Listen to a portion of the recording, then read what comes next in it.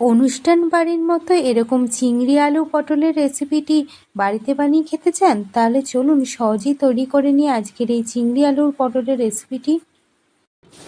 কড়াইয়ের মধ্যে সর্ষে তেল দিয়ে তার মধ্যে নুন হলুদ দিয়ে মাখিয়ে রাখা পটলের টুকরোগুলিকে আমি দিয়ে দেব। তারপর এটিকে ভালোভাবে লাল করে ভেজে নেব।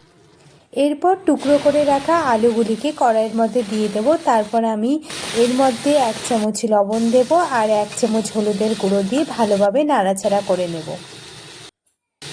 এবার একটু লাল হয়ে ভাজা হয়ে আসলে আমার এই আলু ভাজাটি কমপ্লিট হবে। এবার আমার কড়াইয়ের তেলের মধ্যে নুন হলুদ দিয়ে মাখিয়ে রাখা চিংড়ি মাছগুলিকে দিয়ে দিতে হবে। এবার চিংড়ি মাছগুলিকে একটু লাল করে ভেজে নেব। চিংড়ি মাছ ভাজা হয়ে আসলে এর মধ্যে 5 ফোড়ন দিয়ে দেব এবং পেঁয়াজ কুচিগুলি দিয়ে দেব। তারপর এর মধ্যে আমি 2 চামচ আদা বাটা দিয়ে দেব। ভালোভাবে নাড়াচাড়া করে নেওয়ার পরে 2 চামচ পরিমাণে রসুন বাটা দিয়ে দেব। এর মধ্যে এবার 1 চামচ পরিমাণে কাঁচা লঙ্কা বাটা দেব, 1 চামচ পরিমাণে হলুদ দেব, 2 চামচ পরিমাণে জিরের গুঁড়ো দেব, 2 চামচ পরিমাণে ধনের গুঁড়ো দেব, 1 চামচ লঙ্কার গুঁড়ো দেব।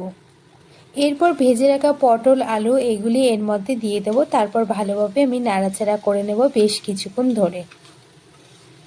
এর মধ্যে এবার 1 চামচ পরিমাণে লবণ দেব, 1 চামচ পরিমাণে চিনি দেব এবং 1/2 চামচ পরিমাণে গরম মশলা গুঁড়ো দিয়ে দেব। এটির মধ্যে এবার পরিমাণ মতো জল দিয়ে ভালোভাবে নাড়াচাড়া করে অল্প আঁচে 10 মিনিটের জন্য ঢেকে রেখে দেব।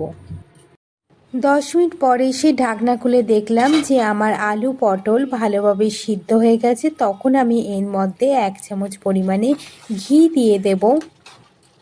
তাহলে আমার তৈরি হয়ে গেল আজকের এই আলু পটলের রেসিপিটি। এটি আমি এবার একটা প্লেটের মধ্যে গরম গরম তুলে নেব।